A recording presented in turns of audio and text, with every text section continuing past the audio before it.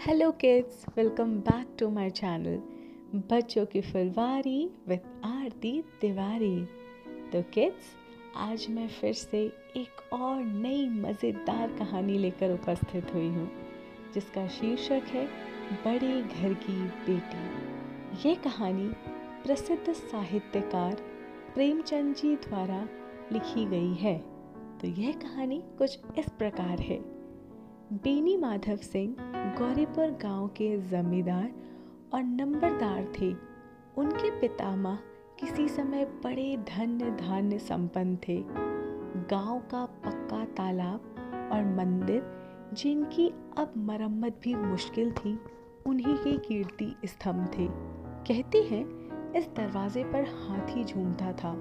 अब उसकी जगह एक बूढ़ी भैंस थी जिसके शरीर में अस्थि पंजर के सिवा और कुछ शेष ना रहा था, पर दूध शायद बहुत देती थी, क्योंकि एक न एक आदमी हांडी लिए उसके सर पर ही सवार रहता था। बेनी माधव सिंह अपनी आधी से अधिक संपत्ति वकीलों को बांट कर चुके थे। उनकी वर्तमान आय 1000 रुपए वार्षिक से अधिक न थी। ठाकुर साहब के 2 बेटे थे। बड़े बेटे का नाम श्रीकंठ सिंह था। उसने बहुत दिनों के परिश्रम और उद्योग के बाद बीए की डिग्री प्राप्त की थी। अब एक दफ्तर में नौकर था। छोटा लड़का लाल बिहारी सिंह दोहरे बदन का सजीला जवान था। भरा हुआ मुखड़ा, चौड़ी छाती, भैंस का 2 सेर ताजा दूध वह उठकर सवेरे ही पी जाता था। श्रीकंठ सिंह की दशा बिल्कुल विपरीत थी। इन नेत्र प्रिय गुणों को उन्होंने बीए इन्हीं 2 अक्षरों पर न्यौछावर कर दिया था। इन 2 अक्षरों ने उनके शरीर को निर्बल और चेहरे को कांतिहीन बना दिया था। इसी से वैदिक ग्रंथों पर उनका विशेष प्रेम था। आयुर्वेदिक औषधियों पर उनका अधिक विश्वास था। शाम सवेरे उनके कमरे से प्राय खरल की सुरीली कर्ण मधुर ध्वनि सुनाई दिया करती थी। लाहौर और कलकत्ते के वैद्यों से बड़ी लिखा पढ़ी रहती थी। श्रीकंठ इन अंग्रेजी डिग्री के अधिपति होने पर भी अंग्रेजी सामाजिक प्रथाओं के विशेष प्रेमी न थे, बल्कि वह बहुधा बड़े जोर से उसकी निंदा और तिरस्कार किया करते थे। इसी से गांव में उनका बड़ा सम्मान था। दशहरे के दिनों में वह बड़े उत्साह से रामलीला में सम्मिलित होते और स्वयं किसी न किसी पात्र का पाठ ले लेते थे। गौरीपुर में रामलीला के वही जन्मदाता थे। प्राचीन हिंदू सभ्यता का गुणगान उनकी धार्मिकता का प्रधान अंग था। सम्मिलित कुटुंब के तो वह एकमात्र उपासक थे। आजकल स्त्रियों को कुटुंब में मिलजुल कर रहने की जो अरुचि होती, उसे वे जाति और देश दोनों के लिए हानिकारक समझते थे। यही कारण था कि गांव की ललनाएं उनकी निंदक थी। कोई कोई तो उन्हें अपने शत्रु समझने में भी संकोच ना करती थी। स्वयं उनकी पत्नी को ही इस विषय में उनसे विरोध था। यह इसलिए नहीं कि उसे अपने सास ससुर, देवर या जेठ आदि से घृणा थी, बल्कि उसका विचार था कि यदि बहुत कुछ सहने और तरह देने पर भी परिवार के साथ निर्वाह न हो सके, तो आए दिन की कलह से जीवन को नष्ट करने की अपेक्षा यही उत्तम है कि अपनी खिचड़ी अलग पकाई जाए। आनंदी एक बड़े उच्च कुल की लड़की थी। उसके बाप एक छोटी रियासत के तालुकदार थे। विशाल भवन, एक हाथी, 3 कुत्ते, बाज, बहरी शिकरे, झाड़ फनूस, और नेरी मजिस्ट्रेट और रण, जो एक प्रतिष्ठित तालुकदार के भोग्य पदार्थ हैं, सभी यहाँ विद्यमान थे। नाम था भूप सिंह। बड़े उदार चित्त और प्रभावशाली पुरुष थे, पर दुर्भाग्य से लड़का एक भी ना था। 7 लड़कियां हुई और देवयोग से सब की सब जीवित रही। पहली उमंग में तो उन्हें 3 ब्याह दिल खोलकर किए, पर 15-20 हजार रुपए का कर्ज सिर पर हो गया तो आंखें खुली हाथ समेट लिए। आनंदी चौथी लड़की थी।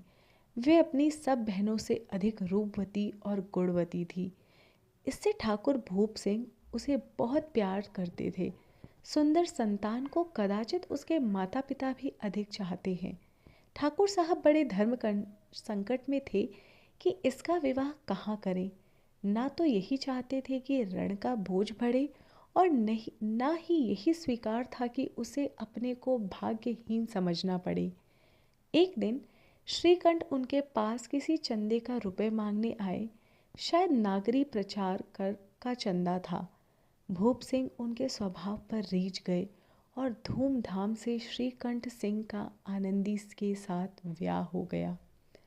आनंदी अपने नए घर में आई तो यहाँ का रंग ढंग कुछ और ही दिखा। जिस टीम टाम की उसे बचपन से आदत पड़ी हुई थी, वहाँ यहाँ नाम मात्र को भी ना था।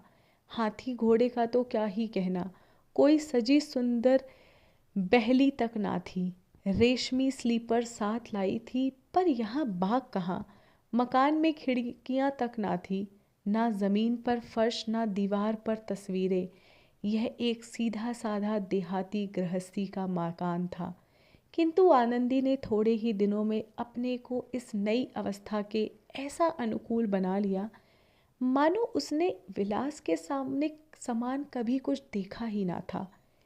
एक दिन दोपहर के समय लाल बिहारी सिंह 2 चिड़िया लिए हुए आया और भावत से बोला, जल्दी से पका दो, मुझे भूख लगी है। आनंदी भोजन बनाकर उसकी राह देख रही थी। वह नया व्यंजन बनाने बैठी। हांडी में देखा तो घी पाव भर से अधिक ना था। बड़े घर की बेटी किफ़ायत क्या जाने, उसने सब घी मांस में डाल दिया। लाल बिहारी खाने बैठा तो दाल में घी ना था। बोला, दाल में घी क्यों नहीं छोड़ा? आनंदी ने कहा, घी सब मांस में पड़ गया। लाल बिहारी जोर से बोला, अभी परसों ही घी लाया और इतना जल्दी उठ गया। आनंदी ने उत्तर दिया, आज तो कुल पाव भर रहा होगा, वह सब मैंने मांस में डाल दिया। जिस तरह सूखी लकड़ी जल्दी से जलकर उठती है, उसी तरह शुद्ध से बावला मनुष्य जरा जरा सी बात पर तिनक जाता है। लाल बिहारी को भावच की यह ठिठाई बहुत बुरी मालूम हुई। तिनक कर बोला, मौके में तो चाहे घी की नदी बहती हो, स्त्रियां गालियां सह लेती है, मार भी सह लेती हैं, पर मैके की निंदा उनसे नहीं सही जाती। आनंदी मुंह फेर कर बोली, हाथी मरा भी तो 9 लाख का, वहाँ इतना घी नित्य नाई का हार खा जाता है। लाल बिहारी जल गया, थाली उठाकर पलट दी और बोला, जी चाहता है जीप पकड़ कर खींच लूं। आनंदी को भी क्रोध आ गया, मुंह लाल हो गया। वह बोली, वह होते तो आज इसका मजा चखाते। अब अनपढ़ उज्जड़ ठाकुर से ना रह गया। उसकी स्त्री एक साधारण जमींदार की बेटी थी। जब जी चाहता उस पर हाथ साफ कर लिया करता। खड़ाऊ उठाकर आनंदी की ओर जोर से फेंकी और बोला, जिसके गुमान पर भूली हुई हो उसे भी देखूंगा और तुम्हें भी। आनंदी ने हाथ खड़ाऊ से रोकी, सिर बच गया, पर उंगली में बड़ी चोट आई। क्रोध के मारे हवा से हिलते पत्ते की भांति कांपती हुई अपने कमरे पर आ खड़ी हुई। स्त्री का बल और साहस, मान और मर्यादा पति तक। उसे अपने पति के ही बल और पुरुष तत्व का घमंड होता है। आनंदी खून का घूंट पीकर रह गई। श्रीकंठ शनिवार को घर आया करते थे। बृहस्पति को यह घटना हुई थी। 2 दिन तक आनंदी कोप भवन में रही, ना कुछ खाया ना कुछ पिया, उनकी बाट देखती रही। अंत में शनिवार को वह नियम अनुकूल संध्या समय पर घर आए और बाहर बैठे कुछ इधर उधर की बातें, कुछ देश काल संबंधी समाचार तथा कुछ नए मुकदमों आदि की चर्चा करने लगे। यह वार्तालाप रात 10 बजे तक होता रहा। गांव के भद्र पुरुषों को इन बातों में ऐसा आनंद मिलता कि खाने पीने की भी सुधि न रहती थी। श्रीकंठ को पिंड छुड़ाना मुश्किल हो जाता था। ये 2-3 घंटे आनंदी ने बड़े कष्ट से काटे।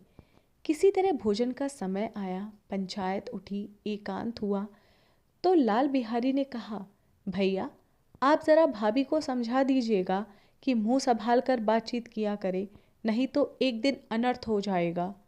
बेनी माधव सिंह ने बेटे की ओर साक्षी दी। हाँ, बहू बेटियों का यह स्वभाव अच्छा नहीं कि वह मर्दों से मुंह लगे। लाल बिहारी, वह बड़े घर की बेटी है तो हम भी कोई कुर्मी कहार नहीं है। श्रीकंठ ने चिंतित स्वर से पूछा, आखिर बात क्या हुई है? लाल बिहारी ने कहा, कुछ भी नहीं, यूं ही आप उलझ पड़ी। मैके के सामने हम लोगों को कुछ समझती ही नहीं है। श्रीकंठ खा पीकर आनंदी के पास गए। वह भरी बैठी थी। ये हजरत भी कुछ तीखे थे। आनंदी ने पूछा, चित्त तो प्रसन्न है? श्रीकंठ बोले, बहुत प्रसन्न है, पर तुमने आजकल घर में यह क्या उपद्रव मचा रखा है? आनंदी की त्योरी पर बल पड़ गया। झुंझुलाहट के मारे बदन में ज्वाला सी धधक उठी। बोली, जिसने तुमसे यह आग लगाई उसके पाँव मुंह झुलसा दूं। श्रीकंठ, इतनी गर्म क्यों होती हो? बात तो कहो। आनंदी, क्या कहूँ? यह मेरे भाग्य का फेर है, नहीं तो गवार छोकरा जिसको चपरासीगिरी करने का भी सहूर नहीं है, मुझे खड़ाओं से मारकर यूं अकड़ता है। श्रीकंठ, सब हाल साफ साफ कहो तो मालूम हो मुझे तो कुछ पता ही नहीं है।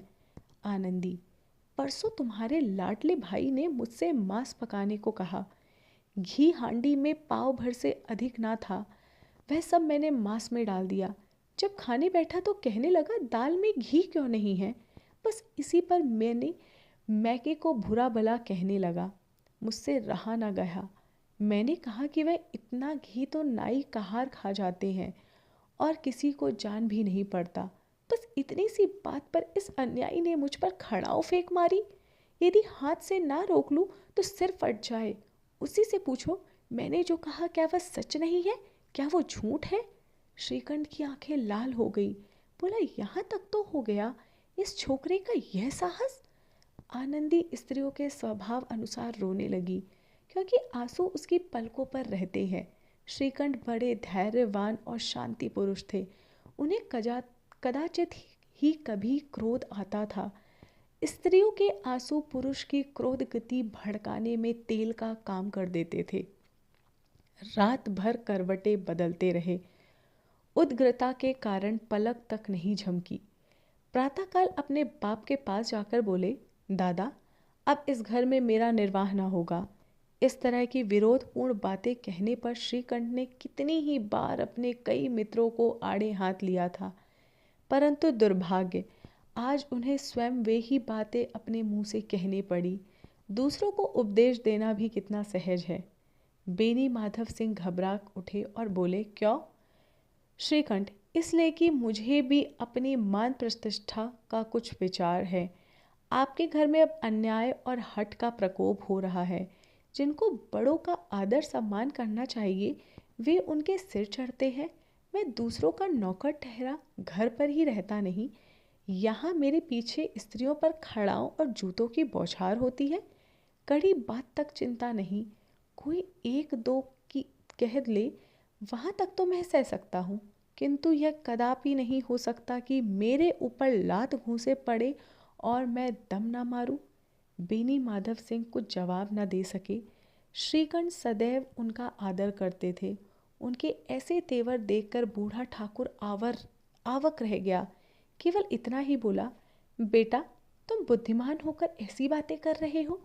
स्त्रियां इस तरह घर का नाश कर देती है, उनको बहुत स्थिर चढ़ाना अच्छा नहीं है। श्रीकंठ, इतना मैं जानता हूँ, आपके आशीर्वाद से ऐसा मूर्ख नहीं हूँ। आप स्वयं जानते हैं कि मेरे ही समझाने बुझाने से इसी गांव में कई घर संभल गए, पर जिस स्त्री की मान प्रतिष्ठा का ईश्वर के दरबार में उत्तरदाता हूँ, उसके प्रति ऐसा घोर अन्याय और पशुवत व्यवहार मुझे असह्य है। आप सच मानिए, मेरे लिए यही कुछ कम नहीं कि लाल बिहारी को कुछ दंड नहीं होता। वह बेनी माधव सिंह भी गरमाए, ऐसी बातें और ना सुन सके। बोले, लाल बिहारी तुम्हारा भाई है, उससे जब कभी भूल चूक हो उसके कान पकड़ लो। लेकिन श्रीकंठ, लाल बिहारी को अब मैं अपना भाई नहीं समझता। बेनी माधव सिंह, स्त्री के पीछे? श्रीकंठ, जी नहीं, उसकी क्रूरता और अविवेक के कारण। दोनों कुछ देर चुप रहे। ठाकुर साहब लड़के का क्रोध शांत करना चाहते थे, लेकिन यह नहीं स्वीकार करना चाहते थे कि लाल बिहारी को कोई अनुचित काम किया है। इसी बीच में गांव के कई सज्जन हुक्के चिल्लम के बहाने वहां आ बैठे। कई स्त्रियों ने जब यह सुना कि श्रीकंठ अपनी पत्नी के पीछे पिता से लड़ने को तैयार है तो उनको बड़ा हर्ष हुआ। दोनों पक्षों की मधुर वाणियाँ सुनने के लिए उनकी आत्माएं तिलमिलाने लगी। गांव में कुछ ऐसे कुटिल मनुष्य भी थे जो इस कुल की नीतिपूर्ण गति पर मन ही मन जलते थे। वे कहा करते थे, श्रीकंठ अपने बाप से दबता है, इसीलिए वह दब्बू है दब्बू। उसने विद्या पढ़ी है, इसलिए वह किताबों का कीड़ा है। बेनी माधव सिंह उसकी सलाह के बिना कोई काम नहीं करते, यह उनकी मूर्खता है। इन महा अनुभवों की शुभकामनाएं आज पूरी होती दिखाई दी। कोई हुक्का पीने के बहाने और कोई लकान की रसीद दिखाने आ बैठा। बेनी माधव सिंह पुराने आदमी थे, इन भावों को ताड़ गए। उन्होंने निश्चय किया, चाहे कुछ भी क्यों ना हो, इन द्रोहियों को ताली बजाने का अवसर न दूंगा। तुरंत कोमल शब्दों में बोले, बेटा मैं तुमसे बाहर नहीं हूँ, तुम्हारा जो जी चाहे करो, अब तो लड़के से अपराध हो गया। इलाहाबाद का अनुभव रहित झल्लाया हुआ ग्रेजुएट इस बात को ना समझ सका। उसे डिबेटिंग क्लब में अपनी बात पर आ अड़ने की आदत थी। इन हथकंडों की उसे क्या खबर। बाप ने जिस मतलब से बात पलटी वह उसकी समझ में ना आया। बोला, लाल बिहारी के साथ अब इस घर में नहीं रह सकता। बेनी माधव, बेटा बुद्धिमान लोग मूर्खों की बात पर ध्यान नहीं देते। वे बेसमझ लड़का, उससे जो कुछ भूल हुई उसे तुम बड़े होकर क्षमा करो। श्रीकंठ, उसकी इस दुष्टता को मैं कदापि नहीं सह सकता। या तो वही घर में रहेगा या मैं। आपको यदि वह अधिक प्यारा तो मुझे विदा कीजिए, मैं अपना भार आप संभाल लूँगा। यदि मुझे रखना चाहते हैं तो उससे कहिए कि चाहे चला जाए, जहाँ जाना है चला जाए, बस यह मेरा अंतिम निश्चय है। लाल बिहारी सिंह दरवाजे की चौखट पर चुपचाप खड़े बड़े भाई की बातें सुन रहा था। वह उनका बहुत आदर करता था। उसे कभी इतना साहस न हुआ कि श्रीकंठ के सामने चारपाई पर बैठ जाए, हुक्का पी ले या पान खा ले। बाप का भी वो इतना मान न करता था। श्रीकंठ का भी उस पर हार्दिक स्नेह था। अपने होश में उन्होंने कभी उसके घुड़क्का तक ना था। जब वह इलाहाबाद से आते तो उसके लिए कोई न कोई वस्तु अवश्य लाते थे। पिछले साल जब अपने साथ वह डोंडियों जवान के नाग पंचमी के दिन दंगल में पछाड़ा तो उन्होंने पुलकित होकर अखाड़े में ही जाकर उसे गले लगा लिया। 5 रुपए के पैसे लुटाए थे। ऐसे भाई से के मुंह से आज ऐसी हृदय विदारक बात सुनकर लाल बिहारी को बड़ी ग्लानि हुई। वह फूट फूट कर रोने लगा। इसमें संदेह नहीं है कि अपने किए पर पछता रहा है। भाई के आने से एक दिन पहले उसकी छाती धड़कती थी। देखो भैया क्या कहते हैं, मैं उनके सम्मुख कैसे जाऊंगा, उनसे कैसे बोलूँगा, मेरी आंखें उनके सामने कैसे उठेगी। उसने समझा था कि भैया मुझे बुलाकर समझा देंगे। इस आशा के विपरीत उसने उनकी निर्दयता की मूर्ति बने हुए पाया।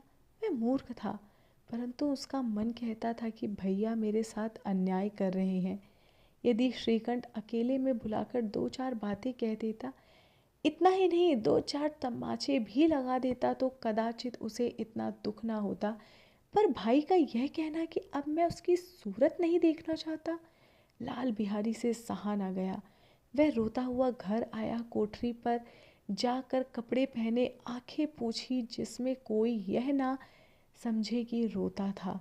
तब आनंदी के द्वार पर आकर बोला, भाभी भैया ने निश्चय किया है कि वह मेरे साथ नहीं रहेंगे। वह अब मेरा मुंह भी नहीं देखना चाहते, इसलिए अब मैं जाता हूँ। उन्हें फिर मुंह ना दिखाऊंगा। मुझसे जो कुछ अपराध हुआ उसका क्षमा करना। ये कहते कहते लाल बिहारी का गला भर आया। जिस समय लाल बिहारी सिर झुकाए आनंदी के द्वार पर खड़ा था, उसी समय श्रीकंठ सिंह भी आंखें लाल किए बाहर से आए। भाई को खड़ा देख तो घृणा से आंखें फेर ली और कतरा कर निगल गए, माने उसकी परछाई से दूर भागते हो। आनंदी ने लाल बिहारी की शिकायत तो की थी, लेकिन अब मन में पछता रही थी। वह स्वभाव से ही दयावती थी। उसे इतना तनिक भी ध्यान ना था कि यह बात इतनी बढ़ जाएगी। वह मन में अपने पति पर झुंझुला रही थी कि इतने गर्म क्यों होते हो। उस पर यह भय भी ना लगा कि कहीं मुझसे इलाहाबाद चलने को कहे तो मैं कैसे रहूँगी। इस बीच जब उसने लाल बिहारी को दरवाजे पर खड़े यह कहते सुना कि अब मैं जाता हूँ, मुझसे जो कुछ अपराध हुआ क्षमा करना, तो उसका रहा सहा क्रोध भी पानी हो गया। फिर रोने लगी। मन का मैल धोने के लिए नयल जल से उपयुक्त और कोई वस्तु नहीं है। श्रीकंठ को देखकर आनंदी ने कहा, लल्ला, बाहर खड़े बहुत रो रहे हैं। श्रीकंठ, तो मैं क्या करूं? आनंदी, भीतर बुला लो। मेरी जीभ में आग लगे, मैंने कहाँ से यह झगड़ा उठाया। श्रीकंठ, मैं ना बुलाऊंगा। आनंदी, पछताओगे। उन्हें बहुत ग्लानि हो गई है, ऐसा ना कहो, कहीं चल दे। श्रीकंठ ना उठे। इतने में लाल बिहारी ने फिर कहा, भाभी, भैया से मेरा प्रणाम कह दो। वह मेरा मुंह नहीं देखना चाहते, इसीलिए मैं भी अपना मुंह उन्हें नहीं दिखाऊंगा। लाल बिहारी इतना कहकर लौट पड़ा और शीघ्रता से दरवाजे की ओर बढ़ा। अंत में आनंदी कमरे में जा निकली और उसका हाथ पकड़ लिया। लाल बिहारी पीछे से फिर कर देखा और आंखों में आंसू भरे बोला, मुझे जाने दो। आनंदी, कहाँ जाते हो? लाल बिहारी, जहाँ कोई मेरा मुंह ना देखे। आनंदी, मैं ना जाने दूंगी। लाल बिहारी, मैं तुम लोगों के साथ रहने योग्य नहीं हूँ। आनंदी, तुम्हें मेरी सौगंध, अब एक पग भी आगे ना बढ़ाना। लाल बिहारी, जब तक मुझे यह मालूम ना हो जाए कि भैया का मन मेरी तरफ से साफ हो गया है, तब तक मैं इस घर में कदापि ना रहूँगा। आनंदी, मैं ईश्वर को साक्षी देकर कहती हूँ कि तुम्हारी ओर से मेरे मन में तनिक भी मैल नहीं है। अब श्रीकंठ का हृदय पिघल गया। उन्होंने बाहर आकर लाल बिहारी को गले लगा लिया। दोनों भाई खूब फूट फूट कर रोए।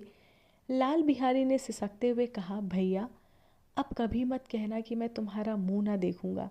इसके सिवा आप जो दंड देंगे मैं सहर्ष स्वीकार करूंगा। श्रीकंठ ने कांपते हुए स्वर में कहा, लल्लू, इन बातों को बिल्कुल भूल जाओ। ईश्वर चाहेगा तो फिर ऐसा अवसर कभी नहीं आएगा। बेनी माधव सिंह बाहर से आ रहे थे। दोनों भाइयों को गले मिलते देख आनंद से पुलकित हो गए। बोले, उठे, बड़े घर की बेटियां ऐसी ही होती हैं, बिगड़ता हुआ काम बना देती हैं।